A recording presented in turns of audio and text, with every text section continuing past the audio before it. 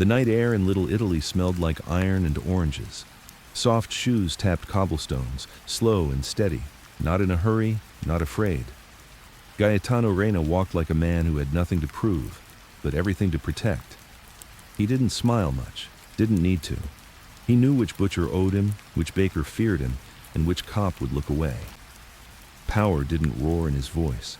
It whispered through the streets, carried by the silence that followed him. Let's step into the world he built. The city wasn't built for silence, but Gaetano Reina always found a way to carve it out for himself. It was 1914. New York hadn't stopped breathing since the ships first started coming. Immigrants packed into the Lower East Side like sardines. Sicilians, Neapolitans, Calabrians, each carrying dreams, debts, or something darker. But Gaetano, he wasn't like the others. He didn't come here looking for freedom or opportunity. He came because he was told to. Because back in Corleone, Sicily, he already knew what men like him were made for. He stepped off the ship with a clean coat, no smile, and eyes that had seen blood spilled on olive groves. Not war, not politics, just personal. At 25, Reina was quiet. Too quiet for the chaos of New York, but men noticed. The kind of quiet that made louder men lower their voices. He didn't argue, he didn't boast. He watched, listened, moved. At first, he worked in the ice trade. A cover, sure, but also real work. He controlled ice delivery routes, not just pushing blocks into cellars, but controlling who got it, when, and for how much. In a time before refrigerators, ice was life, food preservation, health, power, and Reina held it like a rosary in his hand. He wore no rings, spoke little, dressed sharp but simple, never smoked, never drank. But his hands, they were the hands of a man who didn't flinch from a blade if it needed using. He didn't build a crew the loud way. He collected men the way a spider builds a web, quiet, deliberate, precise. Not the brash ones, but the loyal ones, the hungry ones, the ones who knew how to follow before they learned how to lead. In a city choking on ambition, he was the kind of man who made others wait. The streets whispered his name before the papers ever printed it. Reina, Ice King, a man who didn't scream, didn't threaten, but still managed to buy judges, bury enemies, and feed entire blocks with a nod. And by 1920, he wasn't just a supplier, he was the boss. One of the first true mafia dons in America, long before Hollywood knew what that meant.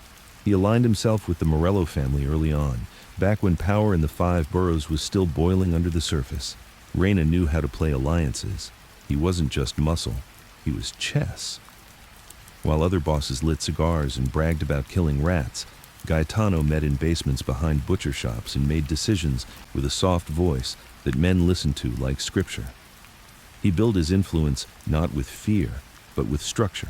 He organized his crew into a network, gambling, loans, numbers, each operation clean, separated, insulated. If one went down, the others wouldn't follow. That was his genius. But Reina had a rule, a quiet one. Simple. Don't make noise.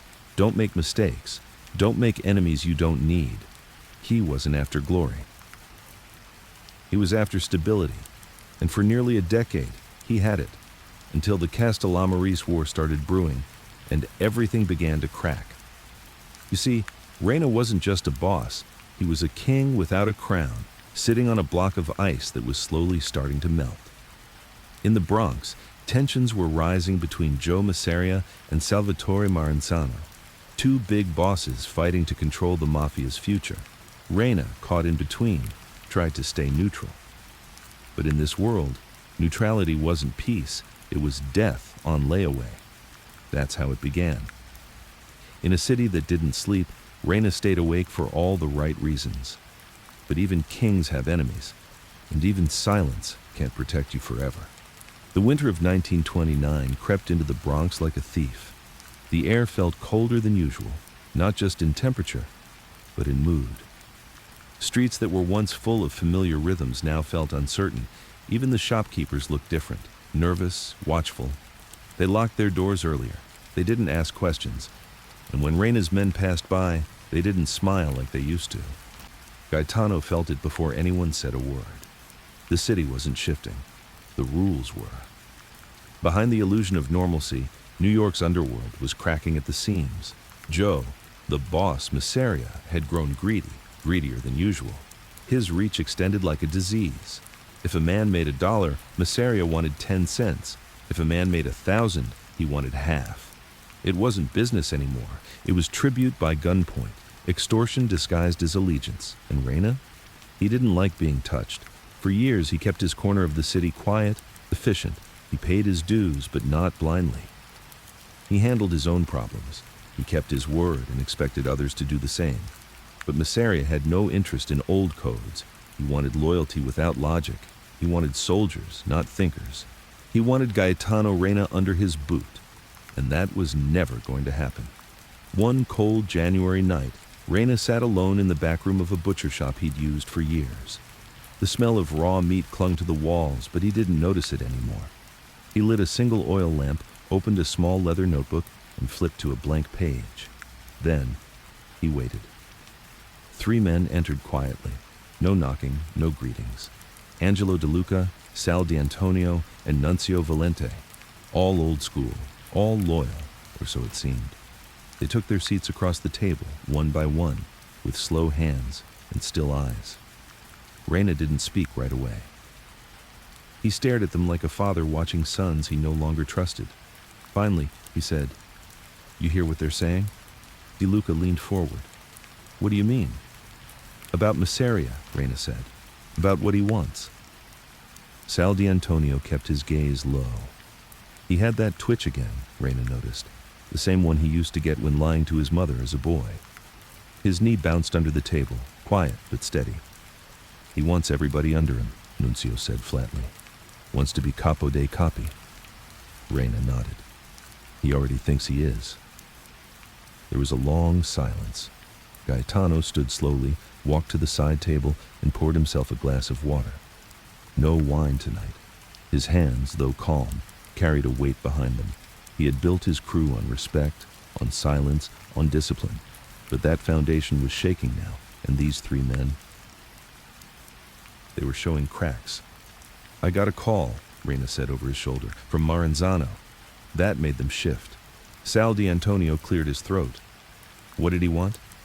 "He wants me out," Reina said simply. "Out from under Masseria. Says there's a war coming, that he wants men like me on his side, men with discipline, men with brains." "And what did you say?" De Luca asked. Reina turned, glass in hand. "I told him I'd think about it." He watched their reactions closely. Nunzio looked calm. Too calm. De Luca blinked too much. Sal D'Antonio just stared at the floor.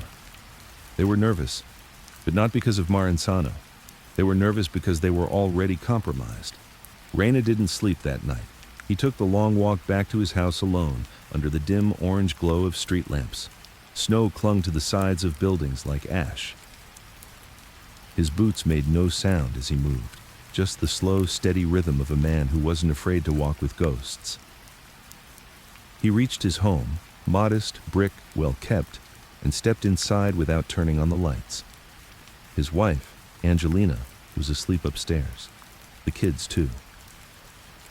He stood in the front room, hands in his coat pockets, watching the quiet. He thought of Sicily. He thought of his father's vineyard, the way the sun used to kiss the vines at dusk. He thought of the first man he ever killed. It was never about power for Reina. It was about control, about keeping chaos outside the gate, about being the kind of man who made sure the world didn't touch what he cared about. But chaos was knocking now. 2 weeks passed. The streets grew colder, quieter. And on February 26, 1930, Gaetano Reina walked out of his home wearing a dark overcoat and gloves. He kissed his wife goodbye, told her he'd be home for supper, and stepped into the car waiting for him at the curb. He was on his way to a wedding, not just a celebration, an opportunity to talk, to make moves, to find out who was still loyal. But he never made it there. As Reina stepped from the car outside the apartment building in the Bronx, a single gunshot rang out. Then another. Then another. 3 bullets, 1 to the chest, 1 to the neck, 1 to the back of the head. He died before he hit the sidewalk. No screaming, no drama. just the soft thud of a body landing on cold cement. The street was empty, the shooter was gone, and the silence that followed was the kind Reina had never asked for. The papers said it was a hit, a mob execution. Another casualty of the growing Castellammarese War, but on the streets, the whispers said it all. Joe Masseria had ordered it, and the shooter? A man Reina once called his own, Vito Genovese.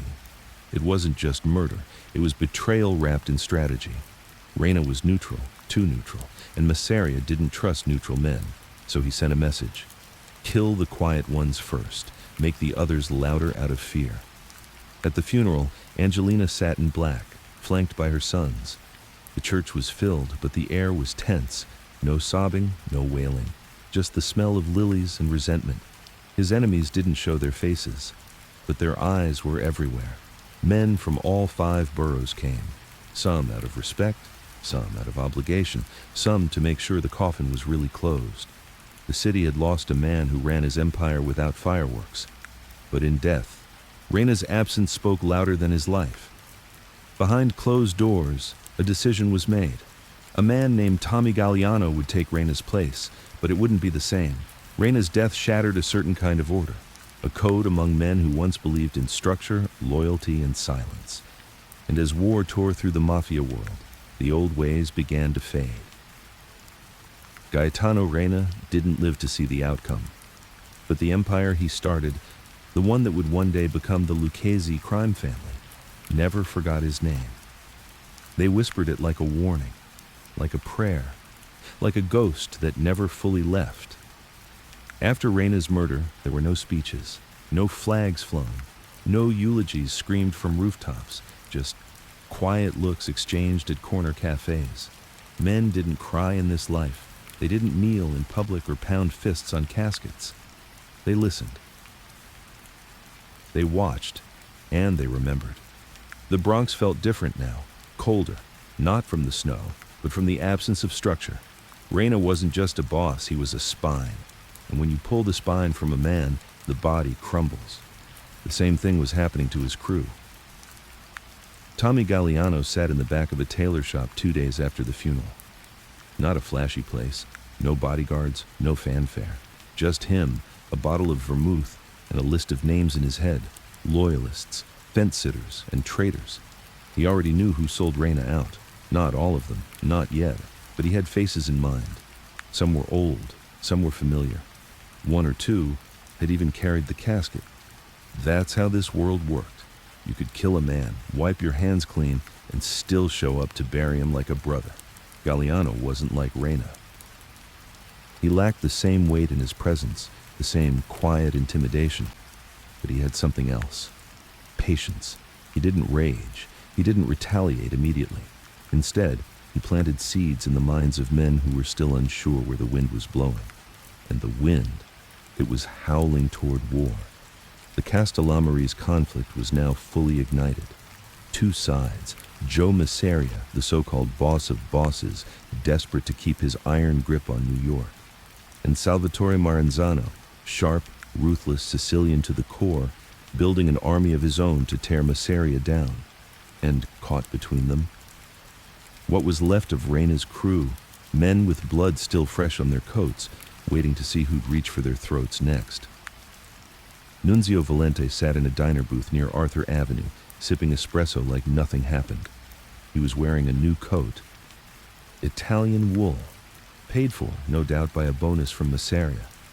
He was Reina's man once, trusted, fed, sheltered, but he flipped before the blood dried on Reina's collar, whispered secrets, names, routes, safe houses. Now he sat like he owned the block, chatting with a crooked beat cop like they were cousins. What Nunzio didn't know, or maybe didn't believe, was that Reina's memory still had teeth.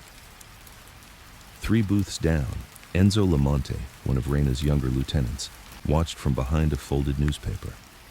Enzo had been quiet since the funeral, but his silence wasn't fear, it was fuel. He hadn't spoken a word to his crew since Reina's death. He stayed in the shadows, visited Reina's widow without saying anything more than, "He loved you, that's all that matters." But today, he was watching, waiting. tracking every man who smiled too easily. And Nunzio had been smiling too damn much. Elsewhere in the Bronx, Sal D'Antonio was losing sleep. He kept telling himself the hit wasn't personal, that Masseria had made a move and Reina was in the way. But something gnawed at him. The weight in his chest wasn't guilt. He'd lost that long ago. It was regret. Reina had protected him from prison once, covered a debt with the Irish, kept his brother out of a pine box when things went sideways in Hell's Kitchen, and he'd repaid that with silence when the hit came through. He didn't pull the trigger, no, but he knew it was coming, and he let it happen. Now, he didn't sleep right. He kept a knife under his pillow, and every knock at the door made his heart crawl up into his throat. Because he knew what Reina's men were capable of, and the worst ones were the quiet ones, like Enzo. In a cold warehouse near the Hudson, Galliano finally called the first meeting of Reina's remaining inner circle. No outsiders, no soldiers, just 6 men. Enzo was there, leaning in the corner, arms crossed, face blank. Across from him was Franco Verratti, Reina's old fixer, a man who'd once dug graves with his own hands, just to make sure no one else knew the location. Next to him, Gino Bellani, Reina's wartime enforcer, older now, slower, but his eyes hadn't lost that shine, the one that said, "I've buried better men than you for less." And Tommy Galliano, in the center, calm, soft-voiced, every word landing like a brick. "You all know what happened," he said. "And you all know who benefited." No one spoke. Enzo shifted finally. "Masseria ordered it." Tommy nodded. "We know." Franco cleared his throat. "What we don't know is how many of us helped him." The silence that followed was thicker than smoke, heavy, accusing. Then Gino spoke, gruff and direct. "We clean house first, then we pick a side." "Which side?" Enzo asked. Tommy looked at him, long and hard. "Not Masseria's." The plan wasn't written down. It didn't have to be. This wasn't a declaration of war. It was a reclamation, a message to those who thought Reina's crew would scatter like rats. They weren't rats. They were wolves. And wolves remember the scent of betrayal. That night, Nunzio Valente walked out of the diner, whistling. He lit a cigarette, leaned against his car, and looked up at the stars like he had time left to appreciate them. He didn't. 2 shadows peeled from the alley. No words, no warnings, just a wire slipped around his throat, fast and tight. He struggled for a few seconds, kicked, clawed, dropped his cigarette. Then nothing. They left his body in the back seat, engine running, doors unlocked, like a gift. The message was clear. You're next. By morning, everyone in the Bronx underworld knew the score. Reina's men weren't broken, they were reorganizing, quietly, efficiently, ruthlessly. In Manhattan, Joe Masseria sat in a room full of smoke, hearing the news with a shrug. "Let 'em cry," he muttered. "It's one body. They'll fall in line like the rest." But he was wrong. This wasn't mourning. This was movement. And as more of Reina's loyalists began appearing at Maranzano's side, the tide started to shift. One by one, Reina's men turned enforcers, strategists, ghosts in the alleys. They fed Maranzano routes. They exposed Masseria's numbers. They began unraveling the empire from the inside, all while keeping their mouths shut, just like Reina taught them. But not all were loyal. One man, Carlo Franchi, Reina's former driver, disappeared 2 weeks after Nunzio. He'd been spotted at a bar near Coney Island, whispering to a man with Masseria's ring on his finger. He left with him. Was never seen again. No body, no blood. Just a message on the bar mirror written in condensation. Wrong road. And so the streets of New York began to shift again, not loudly, not quickly, but like slow-moving lava, burning everything in its path without mercy. By spring, Tommy Galliano had turned Reina's former crew into something sharper, meaner, less idealistic.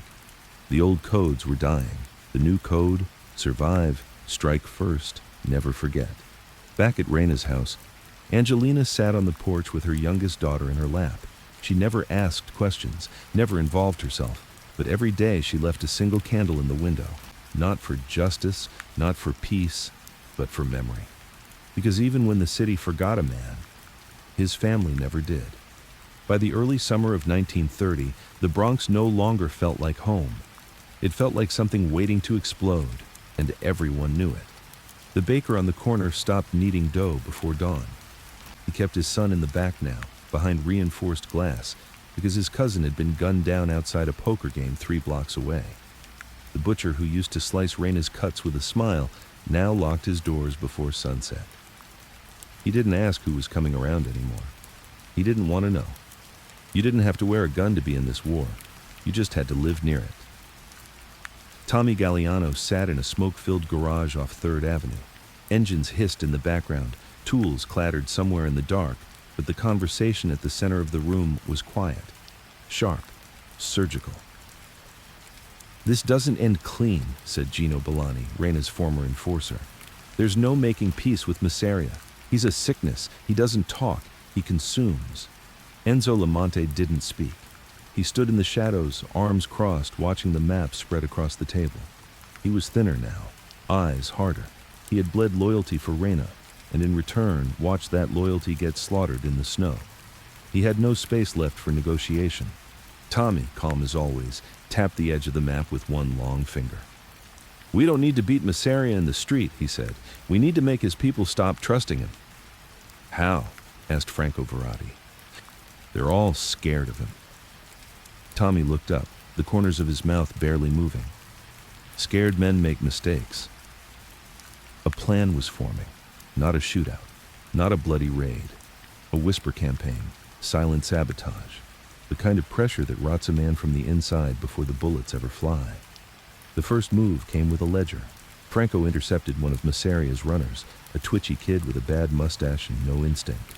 Pulled him into the alley behind a shoemaker's shop, pressed a blade to his ribs and didn't say a word. The kid folded fast, threw over a notebook full of names, numbers, and payout routes from rackets across Brooklyn and the Bronx. With it, Tommy had exactly what he needed: proof. Proof that Masseria was stealing from his own captains, shaving the top before their cut ever reached them. That kind of betrayal. It broke faith faster than bullets. Tommy sent anonymous copies to 3 of Masseria's most dangerous lieutenants. No threats, no signatures, just the truth. And truth, when timed right, is more lethal than a gun. Within 2 weeks, whispers started circling Masseria's own circles. Why's the boss getting richer while we bury our guys? Why does he keep making deals with rats like Vito? You seen your cut lately? It's shrinking. Doubt crept in. Loyalty wavered. And in a world built on fear and favor, once a man stops fearing you, he starts remembering everything he hated about you. Meanwhile, Enzo was on his own mission. He didn't deal in paper trails. He dealt in people. And he was hunting Sal D'Antonio. Sal had gone quiet since Nuncio's death, moved into a small apartment in Queens, didn't show his face at known haunts, stopped answering knock signals from Reina's old boys. But Enzo had grown up in this game. He knew that cowards didn't disappear. They hid, hoping the war would pass and leave them alive. Enzo tracked Sal for 6 days. No contact, no approach, just eyes. He watched him walk to the corner grocer, saw the way his hands trembled when counting change, watched him flinch at car backfires, watched the way he looked over his shoulder at every turn. The man was broken. But broken men still had information, and Enzo needed to know who else had sold Gaetano Reina out. On the 7th night, Enzo waited in Sal's apartment. He picked the lock quietly, sat in the shadows by the kitchen. No gun drawn, just a folding knife in his coat pocket and Reina's rosary wrapped around his fingers. When Sal came through the door, Enzo didn't move. Let him take off his coat, let him open the fridge. Then, "Turn around, Sal." The voice was soft, calm, deadly. Sal froze. His back went stiff. His hand slowly closed the fridge door. "Enzo," he whispered. "You remember the night Reina died?" Enzo asked, still not stepping out of the shadows. "The wedding? The route? Who gave it away?" Sal didn't answer. Enzo stepped forward, slow and deliberate. His boots echoed slightly on the old wood floor. The room smelled like dust and cheap whiskey. "I ain't here to kill you," Enzo said. "Not yet. But if you don't talk, I'll carve your tongue out and send it to Tommy wrapped in your tax receipts. Sal turned, hands raised halfway, eyes wild. It wasn't me, he stammered. I never sold him out. Then who did? There was a long pause. Then Sal whispered a name. Carlo Franchi, the driver. The one no one had seen since February. Enzo's jaw tensed. He'd suspected. Carlo had been Reina's eyes and ears, if anyone knew his movements. And you knew this how long? Sal swallowed. I heard them talking, in the back room at Vinny's. Carlo and Vito said Reina was in the way. You told no one? Sal nodded slowly. I was scared, Enzo. You should be. Enzo left without killing him. That was Tommy's call now. But he knew what had to be done next. That same night, in Brooklyn, Carlo Franchi's body was found stuffed in the back of a delivery truck. His face was barely recognizable. His fingers were missing, and carved into his chest, crudely with a dull blade, were two words. For Gaetano. The cops barely asked questions. They knew this war had rules beyond the law. In Maseria's camp, paranoia was growing. He no longer walked without 4 guards. He stopped attending meetings in person, only used messengers now. He fired 3 captains in a single week, claiming they were too cozy with the Sicilians. But he couldn't plug every hole. His empire was bleeding, and Reina's shadow was the blade doing the cutting. Salvatore Maranzano, watching it all unfold, was pleased. He had underestimated Reina's crew, thought them too traditional, too silent to fight back effectively. But now, he wanted them closer, especially Tommy. So he called a sit-down. Tommy arrived at a warehouse in Queens with Gino and Enzo. Maranzano was already there. He wore a gray suit, starched and clean, thin mustache, cold eyes. Reina built well, he said by way of greeting. Tommy nodded. He built smart. I want that smart on my side, Maranzano said. You and your men, you stay loyal to me. I give you breathing room, territory, respect. Tommy didn't blink. And when you win? I build something better, Maranzano said. Structure, 5 families, divided power, a commission, no more war. It was ambitious, maybe impossible, but it was something Reina would have approved of. Tommy nodded once. You've got us. And with that, Reina's crew officially shifted the balance of the war, no longer floating in limbo, now fully aligned. And their moves, strategic, silent, devastating, began to tip the city toward the inevitable. By early 1931, Joe Masseria still walked like a king, but the streets no longer bowed the way they used to.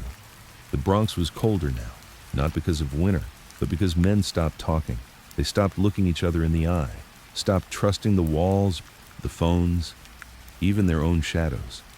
And when men stop speaking, violence becomes the only language left. Inside a smoky restaurant off Mulberry Street, Tommy Galliano sat alone, sipping black coffee. The place had emptied when he walked in, not out of fear, out of respect. There were only a few men left who still carried the weight of Reina's name with them, and Tommy was one of them. He had watched the war unfold like a slow game of chess. Pieces moved, captains fell, allies flipped.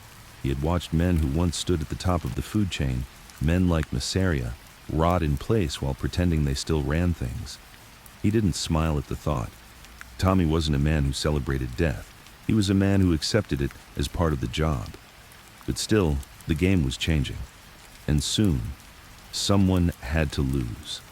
Across the river, Enzo Lamonte met with Maranzano's consigliere in a tailor's shop after hours. The tailor, an old Sicilian, pretended to sweep the floor while Enzo and the consigliere whispered in the back. The topic was clear. Joe Masseria, and how to finally remove him from the board. We want clean, the consigliere said. Fast, no war in the streets. Enzo leaned forward, voice low and steady. Masseria's not just paranoid, he's desperate. He'll take 5 down with him if he knows he's falling. The consigliere nodded. That's why it has to be someone close, someone he won't expect. Enzo paused, thinking. There was someone. A rising player, young, sharp, ambitious, Lucky Luciano. Charles. Lucky Luciano had started as a bootlegger, fast-talking, stylish, dangerous in a suit or with a smile. But now, he wasn't just muscle. He was a planner, a thinker, a man looking at the bigger picture. Luciano had always played the angles, first with Masseria, then with Rothstein, then with anyone who could push him higher up the ladder.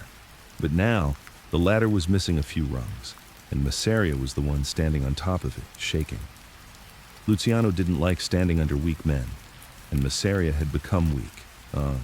Tommy reached out quietly, through a bartender, through a card dealer, through a man who once drove Luciano to a funeral in Brooklyn. The message was simple. We know what you want. Let's make it happen together. A week later, Luciano answered. The meeting happened in a cigar warehouse on the edge of Manhattan. No guns, no bodyguards. Just Lucky and Tommy, two future kings talking like gravediggers. You planning to sit on the throne? Lucky asked, casually lighting a cigar. Tommy shook his head. Thrones get you killed, Lucky smiled. Smart answer. They talked for an hour, quietly, without emotion. They laid out every piece, from Reina's murder to Masseria's shrinking empire to Maranzano's endgame. By the end of the meeting, Luciano tapped his cigar into a tin can and said, I'll take care of it. You just keep your boys from making noise when it's done. Tommy nodded once. We'll be ghosts. The setup came fast. Masseria still believed Luciano was loyal. That was his final mistake. On April 15, 1931, Luciano invited Masseria to Nuova Villa Tamaro, a quiet restaurant in Coney Island. A meal, some cards, a chance to talk business. Masseria showed up in a suit that no longer fit him right. He'd gained weight, lost hair. His eyes looked smaller now, full of suspicion, like a dog that knew it was about to be put down but didn't know from which direction. He sat with Luciano, ordered wine, talked nonsense about controlling Harlem. And when Luciano excused himself to the bathroom, 4 men entered the room. Bugsy Siegel, Albert Anastasia, Vito Genovese, Joe Adonis. The shooting was fast. Masseria didn't even stand up. He died with a fork in his hand and blood in his wine glass. No one called the police. No one screamed. The restaurant staff disappeared like smoke. And just like that, the boss of bosses was gone. The streets didn't erupt. There were no riots, no bombs in the middle of Little Italy. Just a strange silence that settled over the city, like the whole underworld had exhaled for the first time in years. Tommy Galliano was in the Bronx when the word came down. He didn't celebrate. He walked to the back of a small chapel Reina used to visit, lit a candle, and sat in the second pew. Justice takes time, he whispered, and then he stood up and walked out. Maranzano wasted no time declaring himself the new capo di tutti capi, the new boss of bosses. He called a meeting, all the heads of the families, all the new captains, a room full of power and ego. He stood at the front and laid out a new order. The mafia would be split into 5 families. Each family would have its own territory. There would be a commission to settle disputes, a council, not a king. Peace, structure, and discipline would replace chaos and personal vendettas. It sounded noble, but Reina's men weren't fools. They saw what was underneath. Maranzano didn't want order. He wanted control. He didn't want to share power. He wanted it channeled upward, to him, just like Masseria had. After the meeting, Enzo sat with Gino and Franco on a rooftop overlooking the city. He's not going to last, Enzo said. Gino grunted. Same stink, different suit? Franco poured a shot of grappa, passed it to the others. So we wait? Tommy had already given his answer.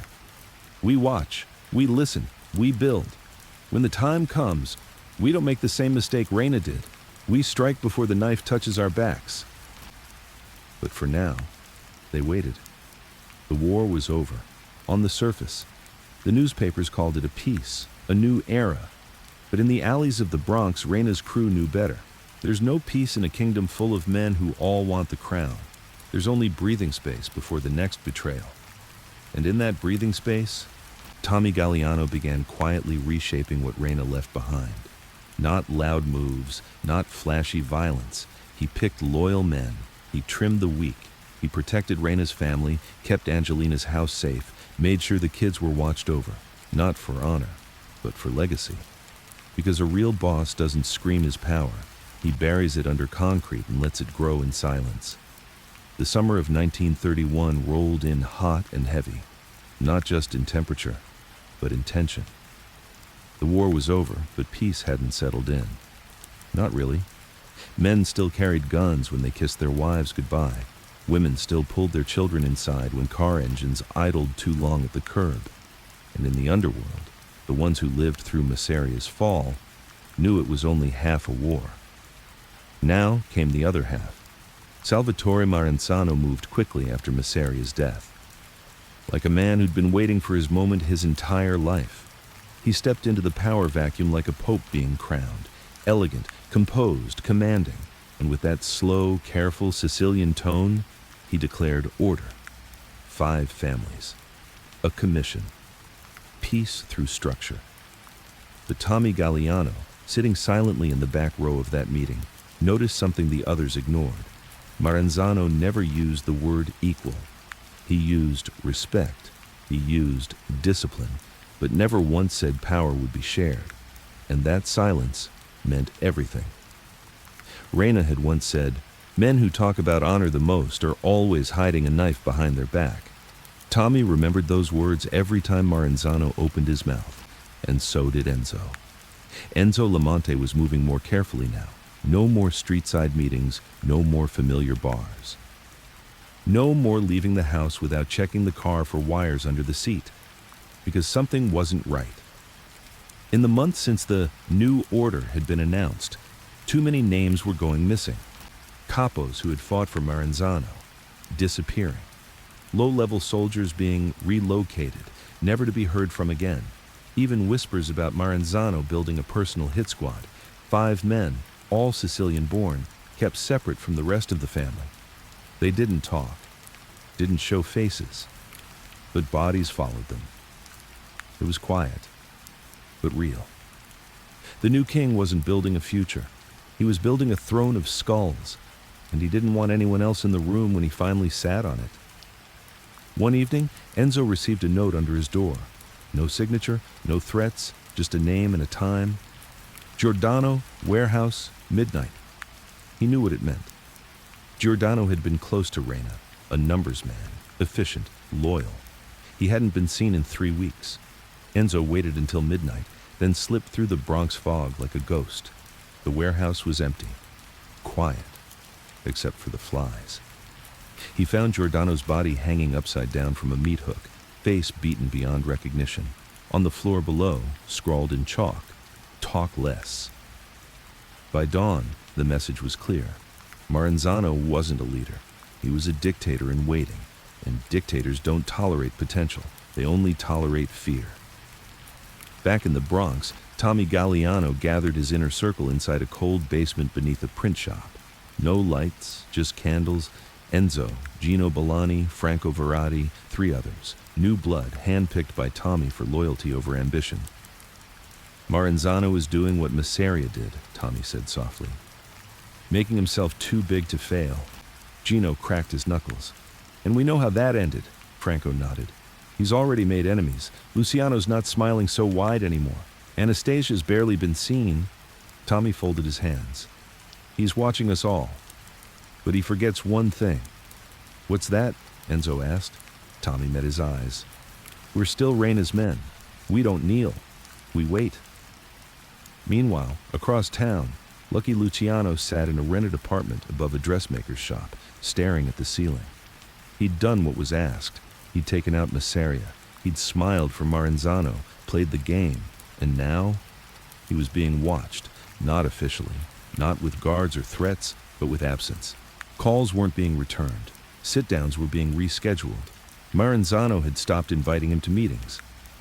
And there were rumors Luciano was next to retire permanently. It was the classic move. Use the young to kill the old, then kill the young before they realize they're powerful.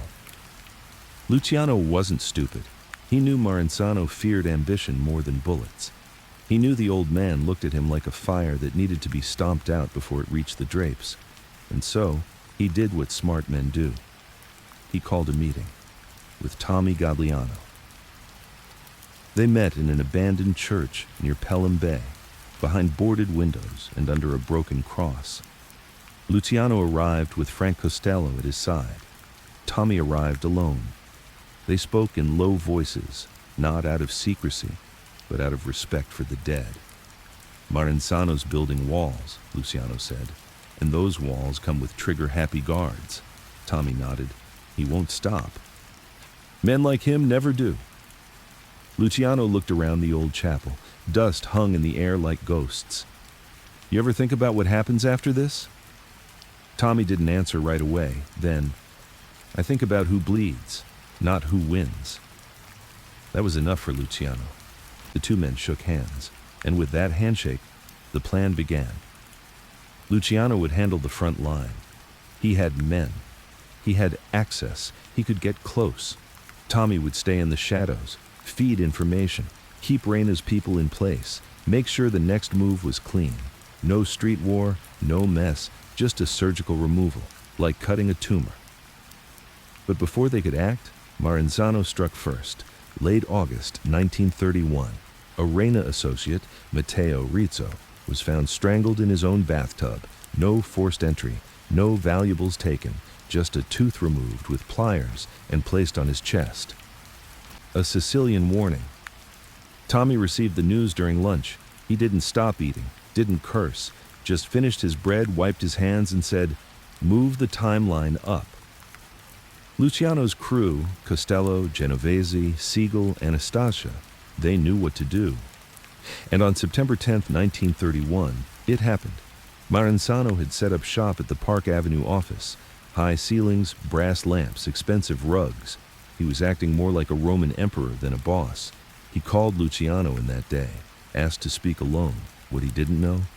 Luciano wasn't coming, but 4 men were. They entered dressed as government agents, walked past the guards without a blink, and within minutes, Maranzano was dead, stabbed multiple times, shot 5, face shredded, body left on the office floor like a warning. The news didn't hit the papers right away. The cops didn't rush the scene. No arrests, no trial. Because by the time the coroner zipped up Maranzano's body, the city had already moved on. And the Mafia was reborn. Luciano called a meeting, not in a mansion, not in a church, but in a warehouse in Hell's Kitchen. Everyone came, or at least everyone that mattered. 5 families, no more bosses of bosses, just a table and rules. Disputes would be settled by vote, territories would be respected, violence would be business, not personal. And to anyone who tried to wear a crown would be buried. Tommy Gagliano didn't speak at that meeting. He sat in the corner, arms crossed, watching. Not because he didn't matter, but because he already had everything he wanted. His crew, once Reina's, now had breathing room. No war, no spotlight. No king breathing down their necks. And under his steady hand, what would soon be known as the Lucchese crime family would grow quietly, efficiently, and with discipline, just as Reina had taught. A week later, Enzo visited Reina's grave. He knelt alone, hands folded, rain tapping softly on his jacket. He lit a candle, left a cigar, didn't speak. Because some victories don't need words, they just need to be remembered. It started with a name. One Reina had mentioned once, back in 1928, over wine, in passing. Gaspare D'Angelo, Reina had said, too ambitious for his own good. A man like that either ends up powerful or ends up dead. There's no middle. Enzo Lamonte remembered it now, years later, as he stood in the back of a butcher shop staring at the name written on a list. It wasn't just a name anymore. It was a problem. 3 months had passed since Maranzano's death. The city was breathing again. Not relaxed, but recalibrated.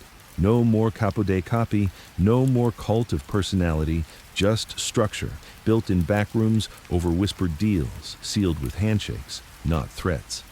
Tommy Gagliano ran his new family like a Swiss watch. Quiet, tight, efficient. There were no fireworks, no headlines. He didn't demand respect. He earned it by not needing to. And under him, Reina's legacy finally began to transform from memory to machine. But not everyone liked the new system.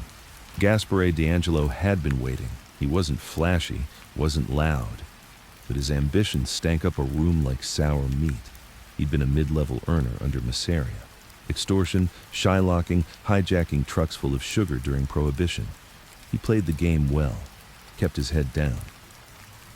When Masseria died, D'Angelo backed Maranzano, not out of loyalty but strategy. He bet on power like it was dice. If Maranzano had survived, he'd have pushed himself into a lieutenant position by now. But the boss fell, and D'Angelo found himself floating. Then Galliano took over Reina's old network. Quiet, under the radar. D'Angelo smiled because he saw opportunity. A quiet boss meant a weak boss in his eyes, and he started pulling strings. First, softly, skimming off the top of a Bronx gambling house, then louder, extorting Reina's old vendors, the ones under Galliano's protection. Then, reckless, hijacking one of Gino Bellani's trucks, with Reina's name still stamped on the crates. It was a message, not a loud one, but loud enough for Tommy to hear. Gino brought the report in person. He slammed the invoice down on Tommy's desk, inside the back office of a flower shop they used as a front. "Third one this month," Gino said. "They took everything and left a card." Tommy picked up the small white rectangle. No name, just a single letter. G. He knew who it was. "Where's Enzo?" Tommy asked. "Tracking," Gino said. "He's already 2 steps behind him. He'll find him." Tommy looked at the window, rain streaking down the glass. "We don't let this go," he said. "Not this time. We stop it before it becomes a movement." Enzo followed D'Angelo for 3 nights. The man had grown sloppy, met in public places, used the same tail car twice, told old jokes too loud in bars that weren't neutral territory. Worse than sloppy, arrogant. He wasn't just testing Tommy, he was recruiting, trying to peel away soldiers, offering bigger cuts, promising a new generation of leadership, one that didn't hide behind history. Enzo heard it all from a bathroom stall, gun on his lap, listening to D'Angelo run his mouth over cheap whiskey. The final straw came when D'Angelo name-dropped Reina, said he was just a relic, said Tommy was nothing but a shadow of a dead man. Enzo's knuckles whitened on the pistol grip. He didn't shoot. Not yet. But the message was clear. D'Angelo wanted the crown. Tommy didn't call a war council. He didn't storm into meetings. Instead, he called Enzo and Gino to his home. No soldiers, no guards, just bread on the table, wine in cups, the kind of silence that comes before something permanent. Tommy broke it after the second glass. "This isn't about D'Angelo," he said. Gino raised an eyebrow. "Sure sounds like it is." "It's about message," Tommy replied. "If we let him breathe, others follow. If we cut him too loud, we draw heat." Enzo nodded. "So how do you want him gone?" Tommy leaned back, like a man who never mattered. That night, Enzo visited a small tenement where D'Angelo's driver lived, a kid named Mikey, nervous, green. He'd been loyal to D'Angelo for 3 years. Enzo showed up with a satchel of cash and a promise. "You tell me where he sleeps. You walk out of this city with your teeth in this money." Mikey hesitated. Then he looked at Enzo's hands, scarred and steady, and he gave up the address. 2 nights later, D'Angelo never woke up. A gas leak, the paper said. Fluke accident. No foul play suspected. But in the basement of a bakery 5 blocks away, Enzo placed a single Polaroid on Tommy's desk. D'Angelo. Face down, eyes open, lips burned. Tommy didn't smile. "Who's next?" he asked, because that's how it worked now. Reina's crew wasn't just surviving, they were building, carefully, a machine, each man with a job, each rule enforced, each threat silenced. And in that silence came respect. Weeks passed, then months. D'Angelo's name faded into the back alleys. No one mentioned him, no one missed him. Vendors reopened, trucks moved without being hijacked. And for a while, things felt normal. But Enzo knew better. Peace didn't last. It just slept with one eye open. Then came a letter from Philadelphia, a crew out there, Irish heavy, looking to expand north. They'd heard Gaetano ran a tight ship. They wanted to partner. Enzo smelled it instantly. A test. The Irish didn't partner. They muscled. Tommy agreed to send a representative. Not Enzo, not Gino. A new man. Vittorio Vic Santino. Young, hungry, sharp suit and sharper mouth. Former numbers runner turned mid-level collector. Enzo didn't trust him, said so to Tommy. He smiles too much, he warned. Tommy nodded. I want him to see the world outside the Bronx. If he survives, he's ours. If he doesn't, we replace him, Enzo finished. Vic left for Philly with 2 drivers. They returned without him. Truck riddled with bullet holes. 2 dead. Vic nowhere to be found. A week passed, then a package arrived. Inside, Vic's watch, his ring, his tongue, no note, no demands, just a second message buried in violence. Enzo paced Tommy's office that night. This is a message, he said. They're daring us. Tommy nodded. Let them. We respond, Tommy. We bury that entire corner of Philly. Tommy sipped his espresso slowly. We will, but not loud. He tapped his finger on the desk. Slow, steady. We'll burn their house, but we'll start with the foundation. The night before the bodies dropped, Tommy Gaetano sat in a room filled with silence. No music, no soldiers, just the slow tick of a wall clock and the faint hum of the Bronx below his apartment window. He was dressed like a clerk, nothing flashy. Brown wool suit, worn cuffs, clean-shaven. He stared at a map laid flat on his desk, not of New York, but Philadelphia. The map wasn't labeled in streets or districts. It was marked with weakness. Every man who owed more than he earned, every vendor whose books didn't balance, every Irish runner who talked too loud when he was drunk, every crooked cop who took more than he gave. Tommy didn't want a war, but wars didn't care what men wanted. Across town, Enzo Lamonti cleaned his 38 for the 3rd time that night.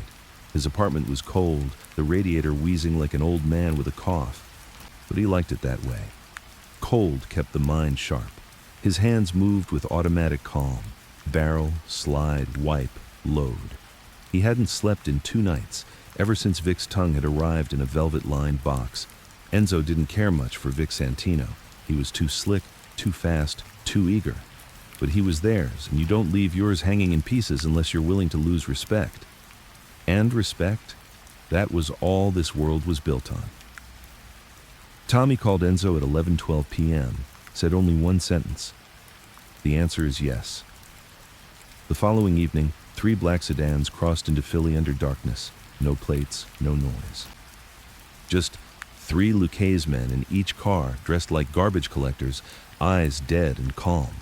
They weren't there to negotiate. They weren't there to retaliate blindly. They were there to reset the balance.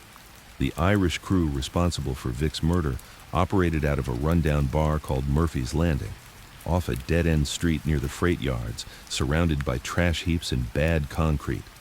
They were arrogant, young, thought New York's quiet meant weakness, thought the Lucchese family was made of accountants and old ghosts.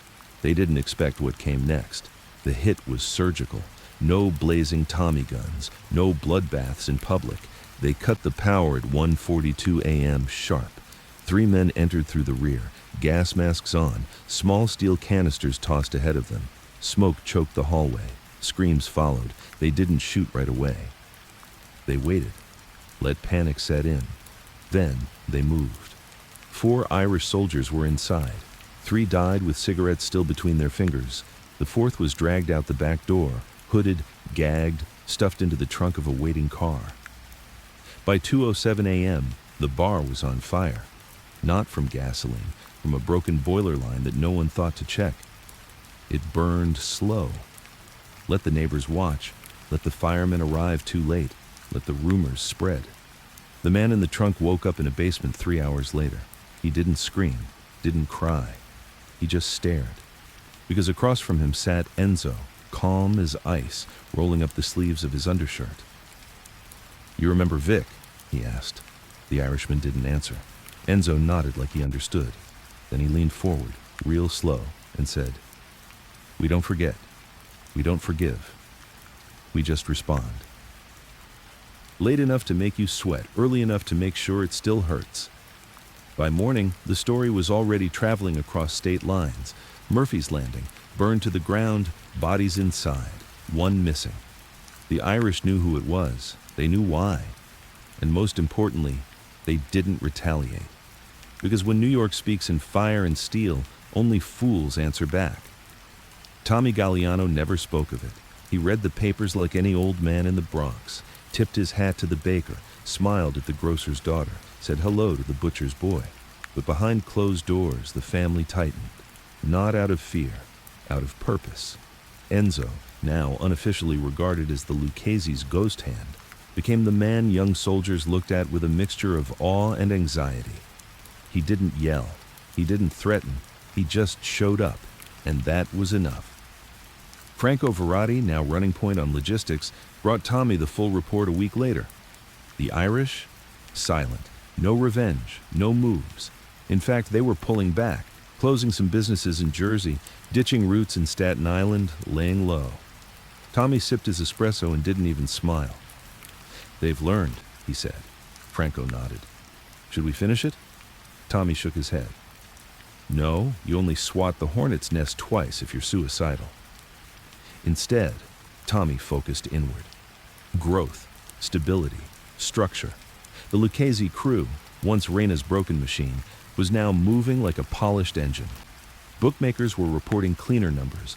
Loan sharks had tighter rules. No freelancing, no chaos. Vendors under protection were paying on time and in full, not out of fear, but out of dependable trust. The city had seen flashy bosses. What it needed now was invisible power, and Tommy was that.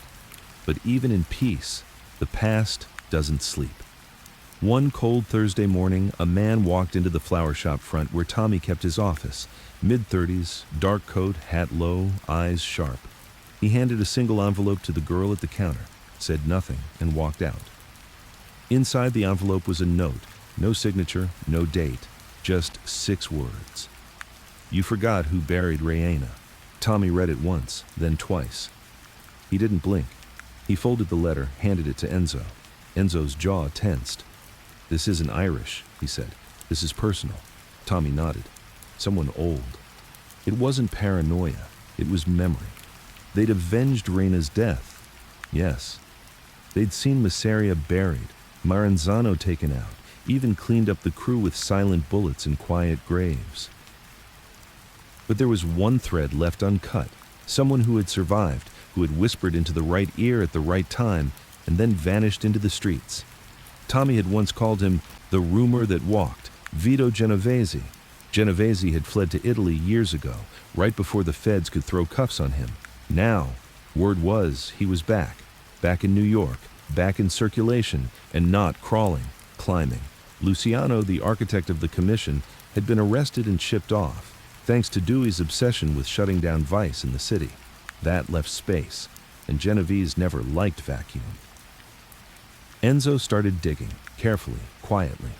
He tapped a few old soldiers in Little Italy, slipped a bribe to a crooked customs man, and within days the trail was confirmed. Vito Genovese was in the country, and he wasn't hiding. He was already setting meetings, calling in favors, reviving the old-school fear that Reina once stood against. Tommy stood in the doorway of his private chapel the day he heard for sure. He stared at the rows of flickering candles, the quiet pews, the single portrait of Gaetano Reina on the wall, his voice barely above a whisper. "You're not buried yet, boss. One piece left." The last time Enzo Lamonte heard Vito Genovese's name spoken out loud was in 1931, whispered behind a butcher shop by a man who died the next day in a fire that was no accident. Now, almost a decade later, the name had returned like a bad toothache, sudden, painful, and impossible to ignore. And it wasn't just a name anymore. It was a man with ambition. Vito had left for Italy in 1937 under the excuse of retirement. Everyone knew the truth. He fled federal indictments like a rat slipping off a sinking ship. Word was he helped Mussolini while he was over there, got cozy with the fascists, ran rackets across Naples like a street king in exile. Then, when Mussolini fell and Italy burned, Vito slithered back across the Atlantic, claiming he was just a businessman coming home. Nobody bought that. But nobody stopped him either. He returned in 1946 with a smile, a cigar, and a plan. Not to rebuild, not to reclaim, to take. Tommy Galliano heard about Vito's first meeting through a crooked councilman who owed him gambling debt. It was quiet, just 3 people.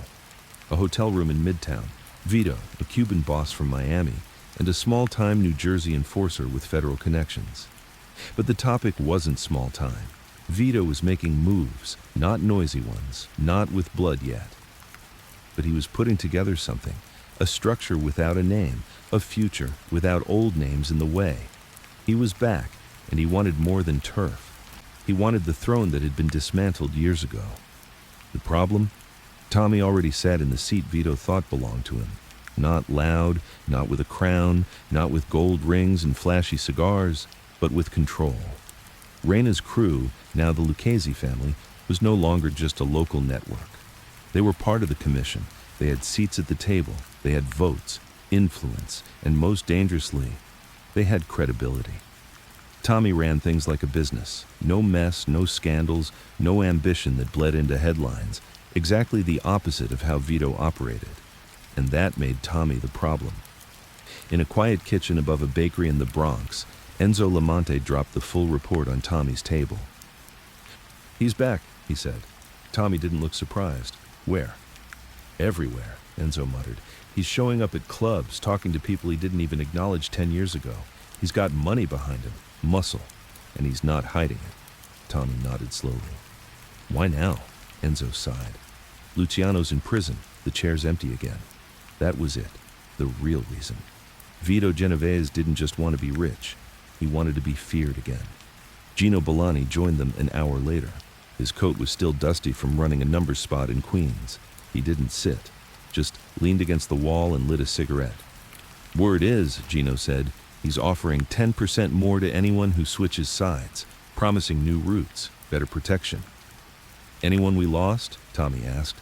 Gino hesitated. "Couple of freelancers, some out-of-town bookies. No one core." Tommy rubbed his jaw. This doesn't stay quiet. By the following week, Genovese had met with 2 more bosses, one from Chicago, one from Buffalo. Not allies, not enemies, but watchers. Men who wanted to see if he could pull it off. And with every handshake, every dinner, every whispered rumor about restructuring the commission, Genovese pushed the knife closer to Tommy's ribs. And worse, he never once mentioned Reina. It wasn't just business now. It was personal erasure. The man who'd killed Gaetano Reina, the quiet builder, the Ice King, the first silent architect of the Bronx, was walking around as if the past had never happened. And that was unforgivable. Enzo stood outside a jazz club in Manhattan that Genovese had visited the night before. He lit a cigarette, leaned against a lamppost, and watched the world pass. It wasn't about rage. It wasn't even about revenge anymore. It was about preservation. If Genovese returned to power, it wouldn't just be Reina's legacy erased. It would be the structure, the silence, the order Tommy had spent a decade building. It would be back to blood, back to headlines, back to chaos. Inside the Lucchese Council, whispers began. Should they act? Should they wait? Was Genovese really a threat, or just noise? Franco Verratti argued restraint. "Let him trip over his own ego," he said. "He's too loud. The feds will pick him off within a year." Gino disagreed. "He's smart enough to learn from the past. He's already got 2 prosecutors in his pocket. He'll buy time. He'll build." Tommy listened. Didn't interrupt. Didn't vote. He just leaned back and let them argue. When it got quiet, he finally spoke. "The difference between noise and danger is whether the man knows he's being watched. Genovese does." Tommy made his move 2 weeks later. Not with bullets, not with fire. With truth. A package was mailed to a federal agent in New Jersey. Anonymous, inside, ledgers, names, payouts, photo negatives, all from a shell company tied to Genovese's Miami operation. Enough to open a probe, not enough to convict, just enough to distract. By the end of the month, 2 of Genovese's lieutenants had been subpoenaed. Another was picked up by the IRS. Vito got the message. He didn't rage, didn't scream, but he moved his next meeting underground, literally. A cellar in Brooklyn, no phones, no wires. But that, too, was being watched. Enzo paid off the janitor, slipped him a stack of 20s to open a pipe tunnel behind the wall. 2 days later, a full recording of Genovese's new structure plan landed on Tommy's desk. Names, dates, intentions. It was ambitious, too ambitious. Tommy didn't send it to the feds this time. He sent copies to the other 5 families, each packet sealed in brown paper, tied with twine. No signature, no threat, just the facts. This is who he is. This is what he wants. Decide what you want to do about it. Within a week, Genovese found his meetings getting canceled. A boss in New Jersey claimed health issues. One in Cleveland said weather problems. In truth, no one wanted to be associated with a man who drew heat before he held power. And the Lucchese family? They didn't say a word. But everyone knew who clipped the wings. Still, Vito didn't stop. He pivoted, started approaching soldiers directly, trying to rebuild from the bottom, plant seeds, wait for the tree to grow, and that made him more dangerous. Because patience, that's a killer's best tool. Tommy called Enzo into his office in early spring. Sunlight spilled through the blinds. Outside, the street bustled with normalcy. Kids yelling, cars honking, someone selling bread off the corner. But inside, it was still. "I want to give you something," Tommy said. Enzo raised an eyebrow. Tommy reached into a drawer and pulled out an old pocket watch. Silver, heavy, scratched at the edges. "Gaetano gave this to me after my first sit-down," Tommy said. Didn't say why, just said, "Keep it close. Time runs out on all of us." Enzo took it, held it in his palm like a relic. Tommy looked him in the eye. "You'll know when to use it." The Bronx had changed in a way only the old men could feel. Not in noise, not in violence. In the kind of glances people gave each other on the street. That quiet, heavy eye contact that said, "You smell that? Something's coming." And Enzo Lamonte smelled it before anyone else. He'd been tailing Genovese's new associates for 3 weeks now. Not soldiers, recruits, small-time hustlers, bar owners with old gambling debts, young guns with shiny pistols and empty heads, the kinds of men Genovese always liked, loud, greedy, and easy to sacrifice. It wasn't just rebuilding, it was planting rot in stable walls. Tommy Galliano had been quiet. Too quiet, if you asked Gino Bellani. "We should have taken his head the moment he stepped off the boat," Gino said, pacing the back of the old funeral home they used for meetings. Tommy didn't respond. He simply leaned back, folding his hands like a man thinking about whether to put out a fire or let it burn itself to death. "He's smart," Franco Verratti added. "Not just dangerous, strategic. Everything he does looks chaotic, but it's layered.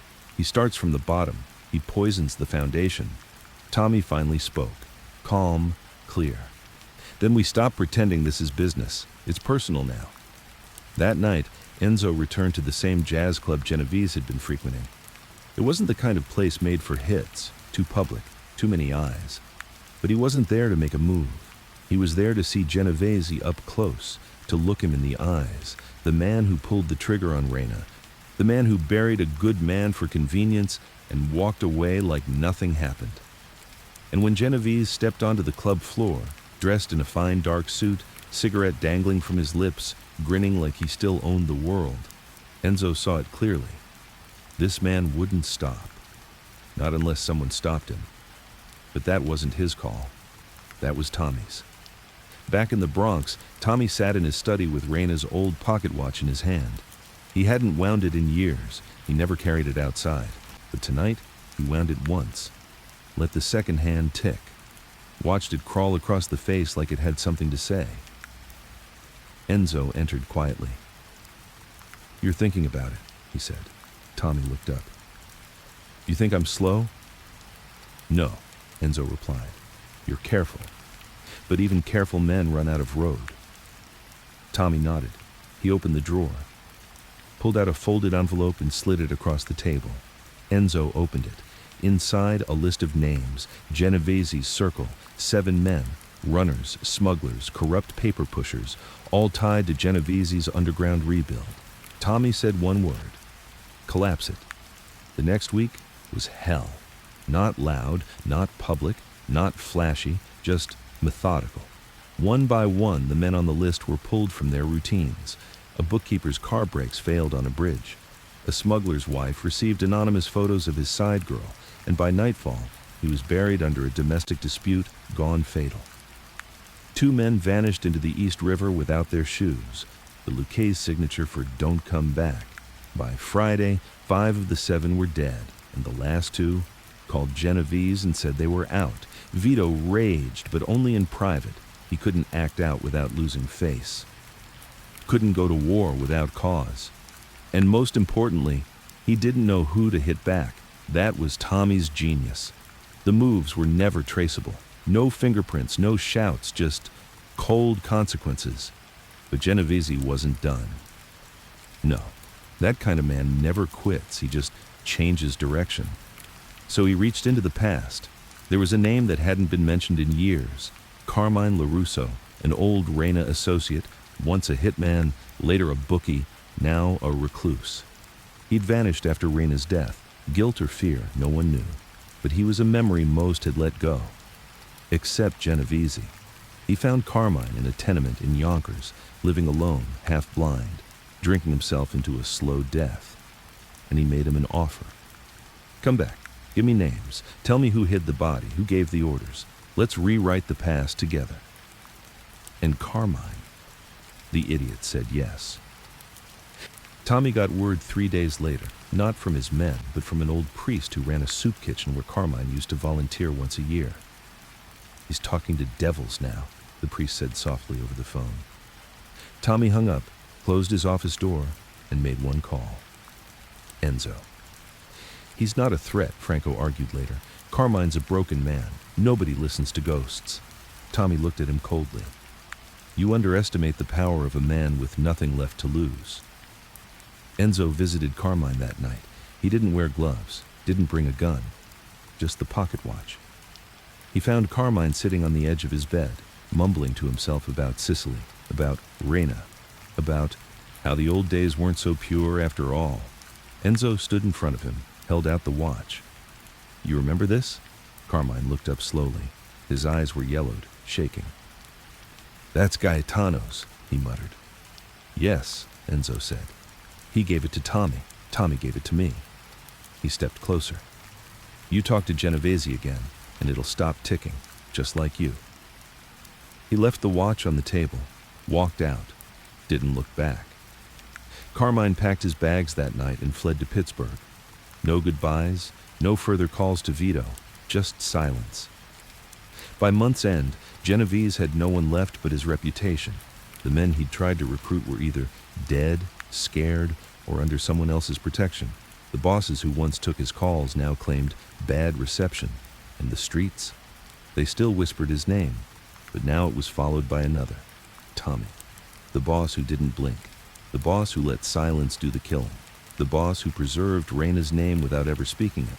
One afternoon, Enzo returned the watch, placed it on Tommy's desk. "He won't try again," he said. Tommy didn't even touch the watch. He looked at it like it was a gravestone. "Good," he said softly. Then he pushed the watch back toward Enzo. "Keep it. Time's still ticking."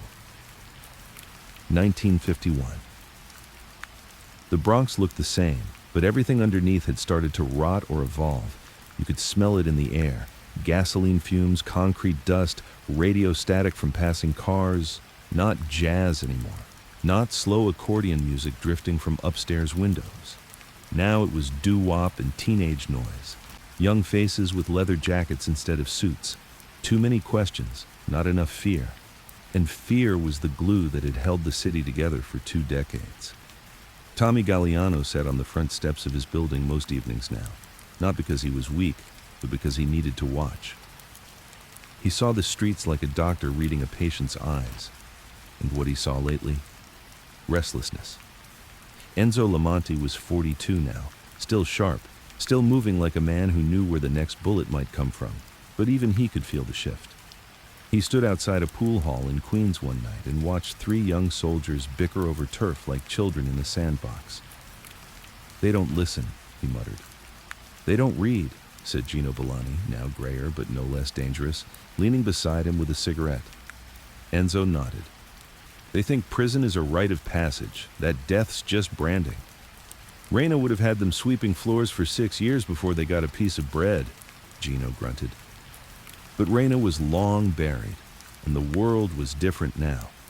Tommy still ran the Lucchese family with precision, quieter than the other bosses, smarter than most. His books were clean, his soldiers were disciplined, and he had a reputation for not forgetting anything. But even his lieutenants began to notice.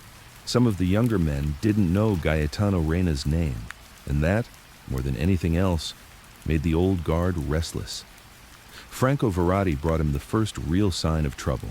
A kid named Luca Terranova, 26, slick hair, fast car, bigger mouth than he could afford. He was Reina's godson, third removed. Grew up hearing legends, but none of the lessons. He's talking too much, Franco warned. Wants to open his own club. Says the family's too slow, too old. Tommy didn't react, just stirred his coffee. Franco added, he's got friends with unions, big mouths, cameras. He thinks we should modernize. Tommy finally looked up. Did he say my name? Franco hesitated. No, Tommy nodded. That's the problem. That weekend, Enzo invited Luca to dinner. No guards, no threats. Just pasta, red wine, and a framed photo of Gaetano Reina on the wall behind the table.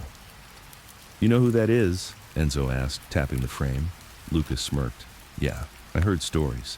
Enzo leaned in. Stories? You know, the usual. Old boss, respectable, quiet. Got whacked back in the day. Enzo didn't blink. He built this family, with his bare hands, with silence, discipline, respect. You think this is a story? Or is it something you owe? Luca's grin faded. Look, I'm not trying to disrespect. You're doing it without trying, Enzo cut in, calm but sharp. He poured more wine. Do yourself a favor. Take a step back. Listen. Watch. There are men still alive who remember burying traitors behind butcher shops before the sun came up. Luca swallowed, then nodded. He didn't finish his food. He left early. For a while, the problem seemed solved. Luca kept quiet. Tommy went back to silence, and the streets cooled. But not for long. A new threat arrived in the form of federal suits and briefcases. The FBI wasn't blind anymore. They had tapes now, mics and phone booths, photographs in manila folders. And someone was talking. Gino burst into Tommy's office one morning with a file. They know about the docs, everything, even the routes we don't write down. Tommy opened the file slowly. Inside, photos, dates, names. Enzo walked in 5 minutes later, eyes cold. There's a rat, Tommy nodded. Someone close? Close enough. Franco did the numbers. Only 12 men had access to the schedules. Of those, only one had disappeared in the last week. A man named Ralphie Cosimo. A mid-level earner. Loyal enough, not flashy. But his apartment was empty now. Wife gone. Phone disconnected. Enzo found his car still parked outside a diner in Yonkers. Trunk full of clothes. Passport inside the glove box. The rat had packed to run. Hadn't made it out. They found his body 3 days later in the marsh outside Pelham Bay. 2 bullets, one in the head, one in the heart. Classic message, but not one they had sent. Tommy stared at the photos of Ralphie's body, laid out like an example. The message wasn't to them. It was from someone else. The feds. They're getting bold, Franco said. They're making the hits now, so we can't. They want us to panic, Enzo added. Turn on each other. Tommy stayed silent. He picked up Reina's old watch from the desk, wound it slowly and listened to the tick. Then he said, it's not panic they want. It's relevance. They want a name. We don't give it to them. But the young ones, they weren't built like Reina's men. They were already whispering, already looking over their shoulders, already thinking too loudly. And Luca Terranova, he started talking again. One afternoon, a new club opened in Brooklyn. Flashy, loud, television in the back room, photographers, press, and a sign above the bar that read, Legacy means nothing without progress. Enzo saw the pictures in the paper the next morning. Luca's face front and center. Tommy looked at it once, then set the paper down. They gave Luca one more chance. This time, Tommy himself invited him. Same table. Same photo of Reina on the wall. But the tone was colder now. "You're smart," Tommy said. "Thank you," Luca said, sipping his wine too fast. "And you're reckless. I'm just trying to build something. Times are changing. We need to change too." Tommy stared. "The world changes every second. That doesn't mean you lose your name." Luca shifted in his chair. "Look, I get it. But the commission is slow. We could make 3 times the money if—" Tommy raised a hand.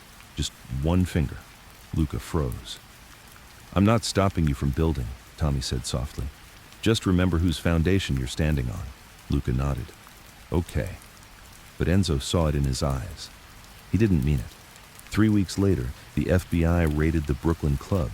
Not the front, the back room, where cash moved, books were cooked, deals were whispered.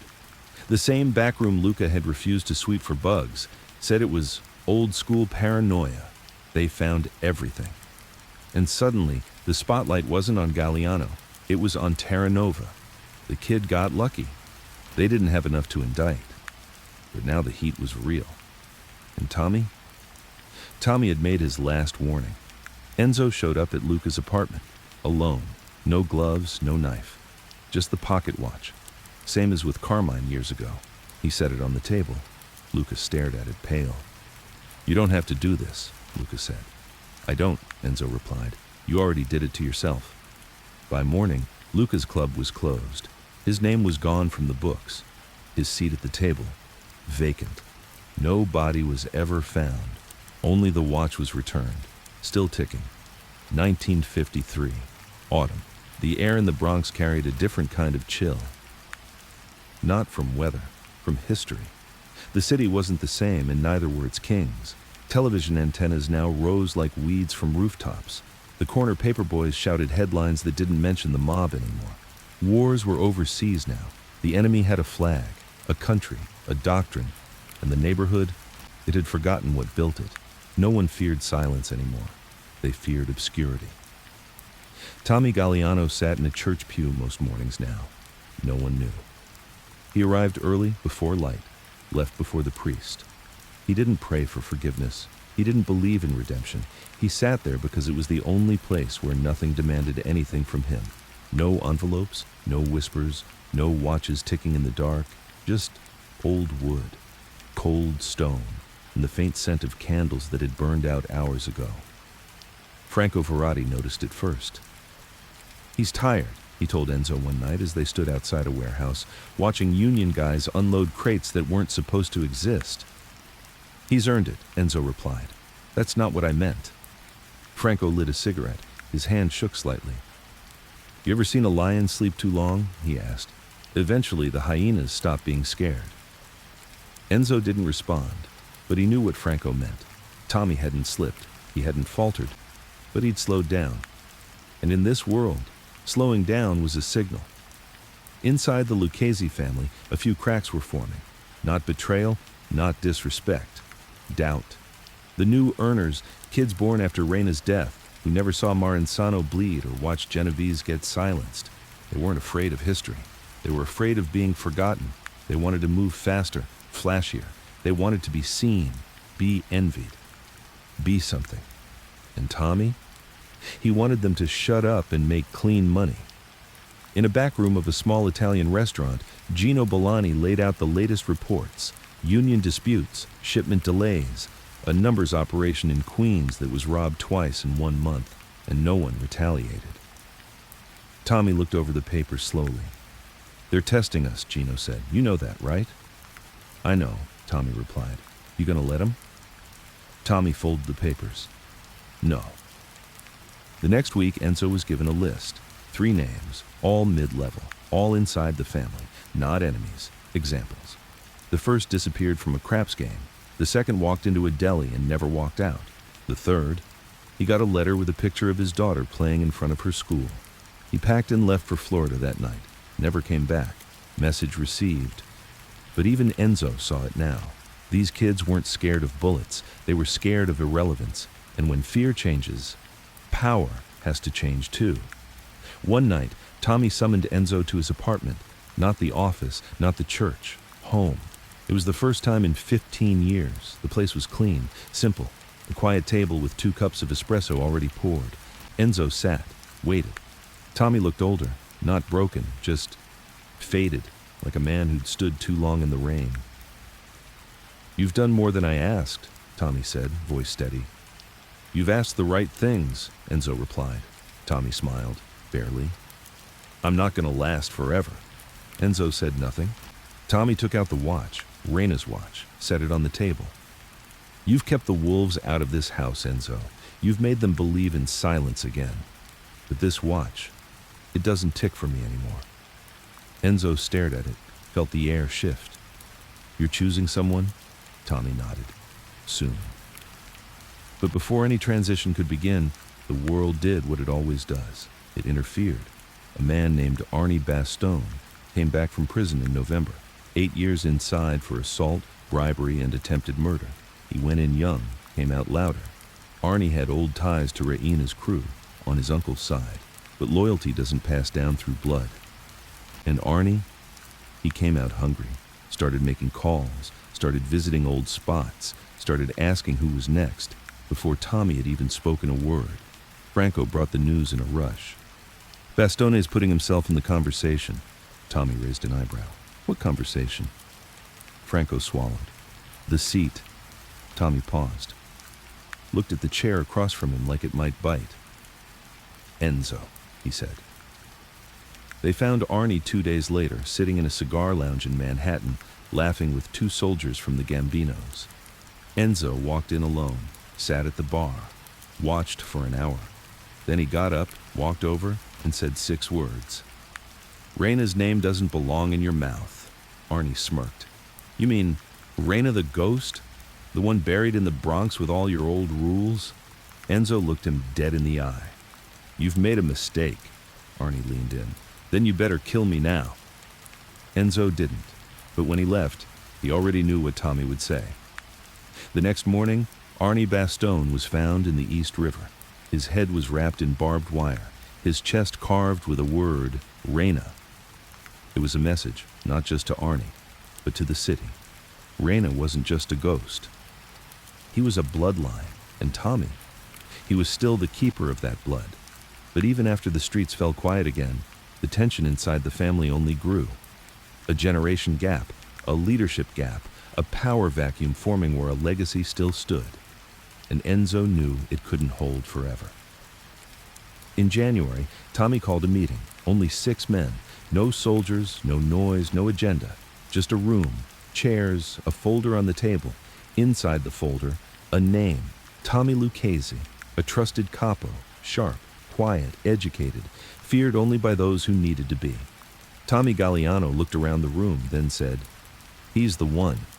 Enzo didn't argue, neither did Gino or Franco or the others, because they all knew something most families forget. A real boss knows when to leave before someone else decides it for him. But Tommy didn't step down yet. He waited, watched, prepared. And Enzo, he kept the watch. Because even if time ran out for Tommy, it still ticked for what Reina built. 1954.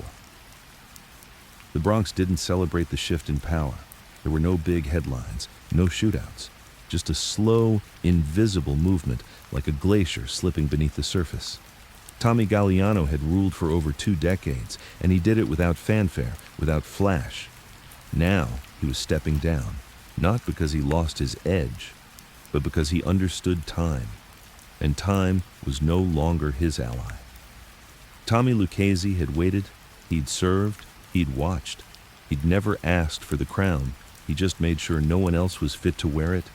And now, at age 51, he was about to take over a machine built by Reina, perfected by Gagliano, and challenged by every generation since. The announcement was made the only way Galliano ever made them, privately. In a small dining room above a deli, 7 chairs, no guards, no press. Enzo, Gino, Franco, and 4 trusted capos sat around a wooden table covered in espresso cups in a single envelope. Tommy Galliano opened the envelope, pulled out a name. Tommy Lucchese. He set it down gently. No vote, no debate. It was already decided. Enzo didn't speak right away. He glanced at Gino. Gino gave a slow nod. Franco was the first to talk. Then it's done. Lucchese stood. Not proud, not smug, just calm. I won't waste what's been built, he said. I won't forget who laid the bricks. Tommy Galliano leaned back in his chair and said nothing. Just listened to the silence. The same way he had led for 20 years. But outside that room, not everyone was happy. Some younger capos had been eyeing the chair. They'd played their cards quietly, tried to build coalitions, even made subtle threats masked as suggestions. And now they were told, without room for discussion, that the future already had a name. And that name wasn't theirs. One of them, Richie Albino, took it the worst. 38, slick, smart, handled a third of the crew's narcotics pipeline, more money than brains, more ambition than patience. He met with 2 lieutenants that night at a pool hall in Queens. They picked a museum piece, Richie muttered. We needed someone who can move with the times. His closest guy, Benny Costa, sipped from a flask. So what? You thinking we start our own thing? No, Richie said. We don't start anything. He leaned forward. We just wait for Lucchese to trip. Enzo heard about the meeting within 2 days. Not from spies, not from soldiers, from the bartender, because loyalty was still strong in the Bronx, and Reina's ghost still made people afraid of what happened when they forgot who fed them. Enzo sat down with Lucchese the next evening. It was a quiet meeting, just the 2 of them, in an old social club after hours. Lucchese didn't ask about Richie. He already knew. Instead, he poured 2 glasses of wine and pushed one across the table. You ever think about stepping away? He asked. Enzo raised an eyebrow. You offering retirement? I'm offering choice, Lucchese said. You've earned that. Enzo leaned back in his chair. And leave you to deal with sharks who think you're bleeding? Lucchese smiled faintly. I don't bleed. Enzo tapped the rim of his glass. Then let me remind them of that. The reminder came in 2 parts. First, Benny Costa, Richie's right hand, got picked up by the feds. Some say it was a tip. Others say it was Enzo himself who placed a fake call from a payphone near the courthouse. Second, a message. Richie Albano received a brown envelope at his doorstep. Inside was a photo of the Benny in handcuffs, smiling. Alongside it, a torn piece of Reina's obituary from 1930. No words, just memory. Richie got the message. He called Lucchese the next day, apologized, said he was out of line. Lucchese didn't respond. He handed the phone to Enzo, and Enzo said only this. You ever sit at that table again? We're not talking first. By spring, the Lucchese family had settled into its new rhythm. Different, but familiar. Lucchese brought in better accountants, tightened the books, formed a deeper alliance with the garment district unions, pushed new fronts through legal scaffolding. He wasn't just a boss, he was an architect of legitimate crime. Clean, corporate, untraceable. Tommy Galliano, meanwhile, disappeared from the meetings, still alive, still feared, but done. He spent most of his days in his home, reading, sometimes listening to opera. He only spoke to Enzo, and only about one thing, Reina. You think he'd recognize what this has become? Galliano asked one night as they sat under a lamp on the back porch. Enzo didn't answer right away. Then he said, he'd respect it. Maybe not like it, but he'd understand. Galliano nodded. That's all I ever wanted. That winter, Tommy Galliano died in his sleep. No pain, no noise. He passed like he lived, silently, behind the curtain. The funeral wasn't public. No cops, no press, just family. Old soldiers, a closed casket, a row of men in black suits who knew better than to speak out loud in front of his name. Lucchese gave no speech, only a few words by the grave. He never asked for respect. He earned it by not needing to. Enzo placed Reina's watch on the coffin, still ticking, then walked away. The newspapers barely mentioned it. Local businessman dies at 66. Bronx figure remembered as quiet community leader. No one spoke of Reina, or the ice routes, or the blood spilled to build what now sat on top of the city's silent crown.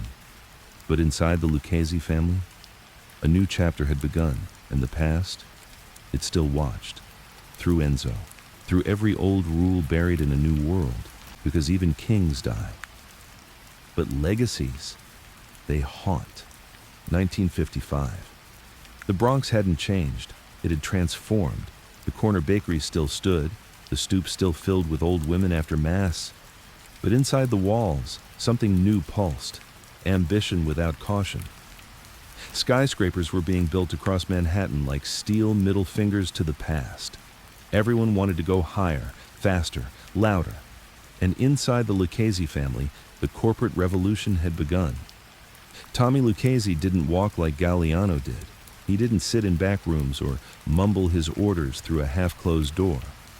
He hosted dinners now, with lawyers, judges, and union bosses sitting elbow to elbow with captains and enforcers. He wore tailored suits, had his own tailor, shook hands with mayors and building inspectors. Lucchese didn't erase Reina's rules, he refined them. He turned the family into a silent empire with legal contracts and fake corporations. No more corner stores. Now it was trucking companies, garment factories, construction unions. And the money? It poured in like never before. Enzo Lamonte watched it all like a man standing on the shore while the tide swallowed the city he built. He wasn't bitter, just quiet. The men he trained were now training others. And those men, they had never seen a butcher shop used as a meeting room. They didn't know what it meant to sweep a floor in silence for 3 years before being handed a pistol. They only knew power, wealth, efficiency. They didn't remember pain. One afternoon, Enzo walked alone through Little Italy. He passed the old fruit vendor Reina used to visit on Fridays. The spot was now a parking lot. And the vendor? Dead. Forgotten. Just another whisper in a city too loud to mourn. He bought a small espresso from a corner stand run by a kid who couldn't speak Italian, drank it in silence, then walked past the church where Reina's funeral had been held all those years ago. There was a new priest now, younger, energetic, preaching forgiveness and youth and how the future belonged to the bold. Enzo didn't go inside. He just stood there, one hand in his coat pocket, wrapped around the cold silver of Reina's pocket watch, still ticking, still heavy. That evening, Lucchese invited Enzo to dinner. It was at a private club, high floor, glass windows showing the skyline like a painting. The wine was good, the meat was perfect, but Enzo barely ate. He sat still, listening to Lucchese talk with union leaders about upcoming zoning changes, city contracts, and the new mayoral campaign they were helping bankroll. After an hour, Lucchese leaned in and lowered his voice. "I know you don't like the suits," Enzo shrugged. "I liked them better when they only came around after dark." Lucchese smiled. "This is the future, Enzo. No more hiding. No more newspapers with bodies in alleys. This," he motioned to the table, the wine, the skyline. "This is control." Enzo looked him in the eye. "And what happens when the papers start asking where the money comes from?" Lucchese's smile didn't falter. "We'll give them a tour of the factories we don't really own." After dinner, Lucchese handed Enzo a folder. "Sit with this when you get home," he said. "You'll see." Inside were ledgers, contracts, legal shields, paper trails so clean they could be framed, and on the last page, a trust document in Enzo's name. A holding company linked to garment distribution routes across New York and Chicago. Enzo closed the folder. "You trying to retire me?" Lucchese shook his head. "I'm trying to protect the last man who remembers why this all exists." But Enzo didn't want protection. He wanted meaning. That night, he visited Galliano's grave. He sat on the bench near the headstone, Reina's watch in his hand. "I think they made it too clean, boss," he whispered. "Too perfect. There's no dirt under their nails anymore. No silence." The trees rustled. Wind howled softly through the cemetery. "I didn't ask for much," Enzo said. "Just that they remember you." He paused. "And they don't." Weeks passed. The Lucchese family grew fatter, stronger, invisible. Judges got paid before indictments could be filed. Union disputes were settled before they even became disputes. And the feds? They couldn't touch it. There was no blood anymore, only signatures. Then came the call. Franco Verratti, Tommy's old logistics man, died in his sleep. A heart attack. Enzo was at his funeral 2 days later. Only 5 men came. 5. One of them was Lucchese. The rest? Too busy, out of state, handling more important things. Enzo didn't cry. He didn't speak. But as he stood by the grave, he noticed the dirt didn't feel sacred anymore. It felt like trash being shoveled over something valuable. After the burial, Lucchese pulled Enzo aside. "I want to name someone," he said. "Under you. To shadow. Learn the ropes." Enzo shook his head.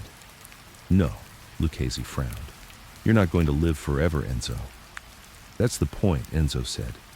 Lucchese put a hand on his shoulder. "You're the last man who remembers Reina." Enzo turned to face him.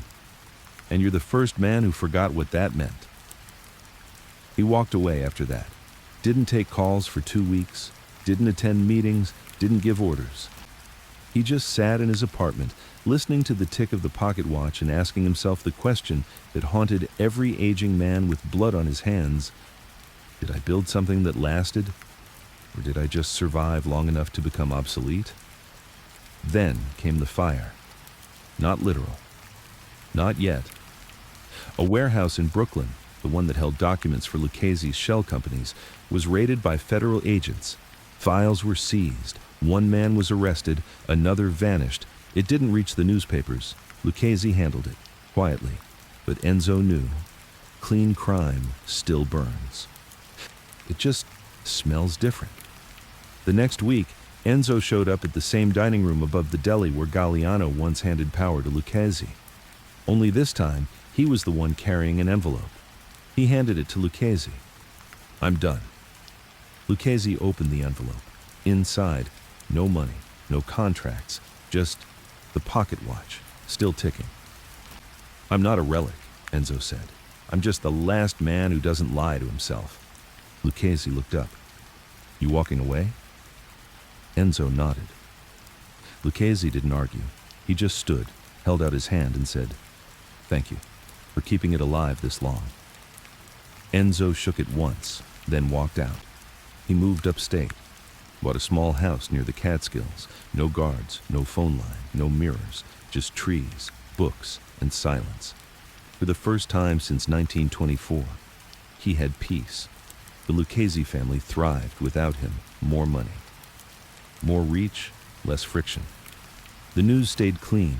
The books stayed dry. But every once in a while, when a problem got too loud, when a name needed to vanish, when a message had to be sent so quietly it couldn't be traced, a man in a long coat would knock on Enzo's door, and Enzo, he'd listen. He wouldn't say yes, wouldn't say no. He'd just look out over the trees, hold the watch in his hand, and decide if Reina's name still needed defending. 1962, New York City. Television sets buzzed in every living room. Kennedy was on the screen. The Beatles were humming through radios, and the FBI wasn't knocking on doors anymore. They were planting microphones in your living room. Gone were the days of messy files and bribed beat cops. Now came the surveillance vans, the wiretaps, the cameras hidden inside cigarette cartons. And for the Lucchese family, it meant something had to give. Tommy Lucchese had turned the family into a powerhouse, no question. His garment rackets alone brought in 6 figures a week. The unions bowed to him. City Hall worked for him. Judges forgot names when he told them to. But Tommy knew one truth. You don't outgrow federal heat. You just run from the flames longer than the other guy. And lately, the heat was rising. The FBI wasn't coming after the blood anymore. That was the past. They were coming after paper trails, tax evasion, labor racketeering, front businesses. Lucchese's genius had been wrapping crime in legitimacy. But now, that very genius was becoming a noose. The first crack came when a crooked accountant named Leo Sterno flipped in New Jersey. He'd been laundering numbers through Lucchese-linked construction firms for years. But the IRS squeezed him hard. He gave up a ledger, Not names, not faces, just columns. Income, losses, shell companies. It wasn't enough for an indictment, but it was enough to follow the money. Lucchese called a meeting at a private club in Manhattan. Only his top 6 showed up. The mood was tense. Enzo Lamonti wasn't there. He hadn't set foot in the city in almost a year, but Lucchese could still feel his shadow in the room. "We're clean," said Rocco Mancini, one of the newer capos. "They got numbers, not faces." Lucchese looked at him calmly. "Your mother's maiden name is on one of those ledgers." Rocco blinked. "What? Your cousin's business in Jersey, the drywall supplier? It's in Leo's paperwork." "They pull that string, they'll trace it," Franco finished. Lucchese nodded. "And when they do, it won't be a street war. It'll be subpoenas and reporters and grand juries." The men went silent. Then Lucchese leaned in. "I built this house to last, but they're coming for the foundation. So we tighten up, we clean the corners, and we watch our mouths." The next move wasn't to attack. It was to sanitize. Franco disappeared for 3 weeks, visiting every known contact across Jersey and upstate. Every business tied to the family got audited. Every document got rewritten. Every false invoice burned. Names were scrubbed. Paper was bleached. They called it the cleaning.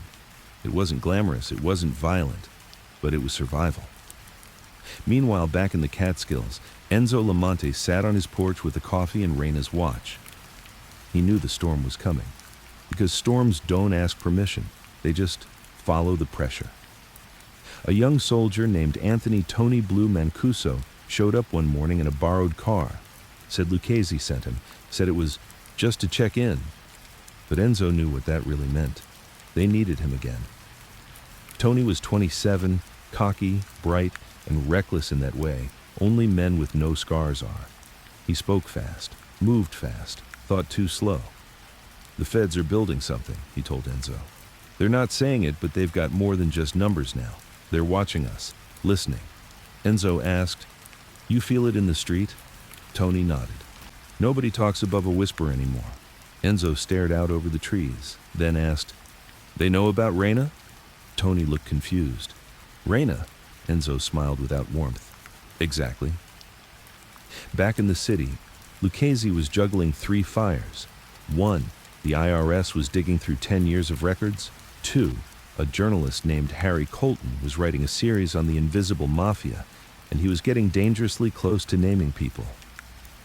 3, and inside the family, young soldiers were cracking. The younger guys didn't understand what secrecy meant. They carried money too openly, talked about rackets in public, used phones they weren't supposed to, and worst of all, they didn't believe in fear anymore. Lucchese called Enzo himself, late at night, first time in over a year. "I need a cleaner hand," he said. "I'm retired," Enzo replied. "I'm not asking you to come back." "What are you asking?" Lucchese was quiet. Then he said, "I'm asking you to remind them who they're supposed to be afraid of." Enzo came down that week. Didn't call ahead, didn't bring anyone, just showed up at a meeting unannounced. Same old coat, same dead eyes, same pocket watch ticking in his palm. He walked into the room like a priest stepping into a confessional booth, not because he was holy, but because he knew every sin by name. Tony Blue was there, Rocco, 3 other young capos who thought headlines only happened to other people. Enzo didn't sit. He placed the pocket watch on the table, and then said nothing. He let it tick. 30 seconds, no words. Then, finally, "You don't get to be invisible if you act like you're famous." Another pause. "You think silence is weakness. You think caution is fear. You think we became kings because we liked hiding." He looked at each of them, slowly. "We hid because it kept us breathing." Another tick. Then, "You want to be seen? Go to Hollywood." He picked up the watch and left. Lucchese tightened the ranks after that. Tony Blue got reassigned, garment work only, no street action. Rocco was placed under surveillance from inside the family. 3 other soldiers were told to take a vacation. Anyone caught on tape, cut loose, no exceptions. Lucchese's house had gone cold, and the feds, they started noticing. The chatter stopped, the trails dried up. The names on paper suddenly meant nothing, because in a world full of light, the only way to win is to become shadow. Then came the real hit. Harry Colton, the journalist, found dead in his apartment. Suicide, they said. No signs of foul play. But the story stopped. The articles vanished. No final installment. Lucchese never spoke about it, never celebrated, but everyone understood. The house was still defended. Enzo went back north. Didn't take any thank yous, didn't return calls. He just stared at the sky from his porch, the pocket watch in his hand. And for the first time in years, he wondered if he had one more part left to play. 1965. Catskills, New York. Enzo Lamonte wasn't dying. He was just finished. His house was still tidy. The watch still ticked. The porch chair still creaked when he rocked it with his left foot and held a hot espresso in the other. But something in him had finally settled. No more calls, no more messages from the city. Lucchese had stopped sending soldiers to check in. It wasn't disrespect. It was acceptance. The old lion was no longer in the jungle, and the jungle had evolved without him. He had no wife, no children, no family, only memories. Reina's soft voice in a butcher shop. Galliano's hand on his shoulder before every meeting. Lucchese's sharp eyes watching a room like a chessboard. And the city. That breathing, snarling beast of brick and bone. They were all ghosts now. Sometimes Enzo would take long walks along the creek behind his house. He didn't fish, didn't feed birds, just listened. The world had grown louder. Airplanes flew overhead now. Tourists came for the leaves in the fall. But inside Enzo's head, the loudest sound was always the same. The tick of Reina's pocket watch. He never stopped winding it, because as long as it ticked, so did the code. Then one morning, a letter arrived. Handwritten, no return address, thick envelope, smelled like cologne and dust. Inside was a short note. They want me to talk, Enzo. They've been watching since Leo flipped. They say if I give them names, I walk. But I don't want to walk alone. I need to know. Would Reina forgive me? Tony Blue. Enzo stared at it for a long time. Tony Blue. The kid with slick shoes and a fast mouth. Still alive, still scared, still asking for permission to betray what he never understood. That afternoon, Enzo packed a small leather bag. No clothes, no food. Just Reina's watch, a loaded snub-nosed revolver, and a folded photograph of Reina, Galliano, and Lucchese from 1931. He left the porch light on, then started the drive south. The Bronx looked nothing like what he remembered. Where there were once corner butchers and barber shops, now stood pawn stores and chain pharmacies. The stoops were empty. The people looked younger, louder, harder. But the ghosts, they were still there. Enzo parked 2 blocks from an old pool hall that had once belonged to Reina's nephew. Now it was a check-cashing place. He stood outside for a while, didn't go in. He wasn't there to touch the past. He was there to defend it. He met Tony Blue in a diner in Queens. Same booth Enzo had once warned Luca Terranova in. Different decade. Same silence. Tony looked thinner now. His eyes darted like a man already in witness protection in his mind. I didn't know who else to call, Tony said, picking at a sandwich he didn't touch. They said I'll get 5 years, or nothing if I talk. Enzo didn't blink. And what'd you do? Tony shrugged. Told them I needed time. I haven't said anything yet.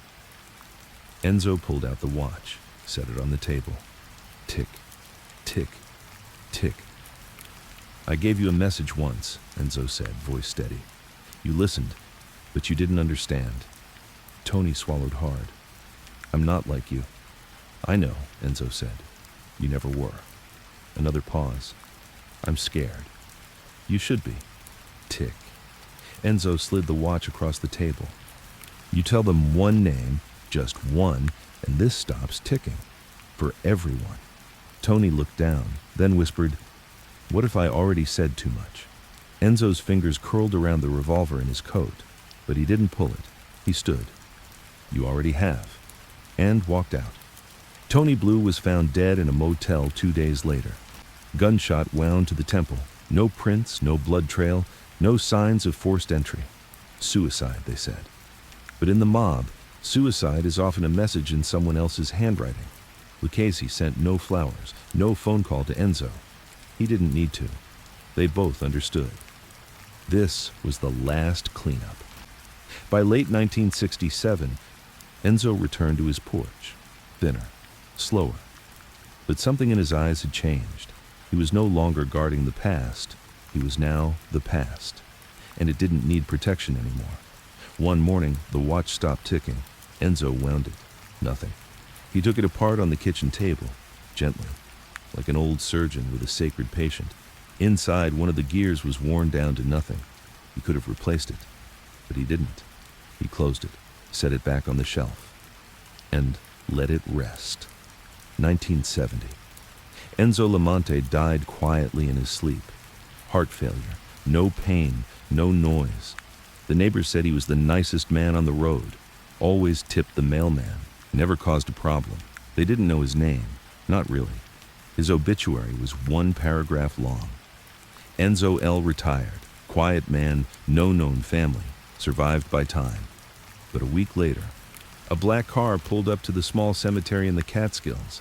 Inside, Tommy Lucchese, older now, tired, but still sharp. He stood by the grave, didn't speak. He reached into his coat, pulled out a new watch, same model as Reina's, brand new, wound and ticking. He placed it on the grave, whispered, "You kept it ticking. I'll keep it hidden." And left. Legacy isn't loud. It's not bloody. It's not even remembered.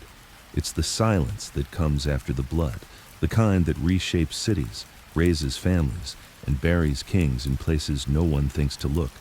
And so the story of Gaetano Reina ends. Not with a gunshot, not with a trial, but with a man who kept a single watch ticking long enough for the world to forget the sound. And maybe that was the point all along.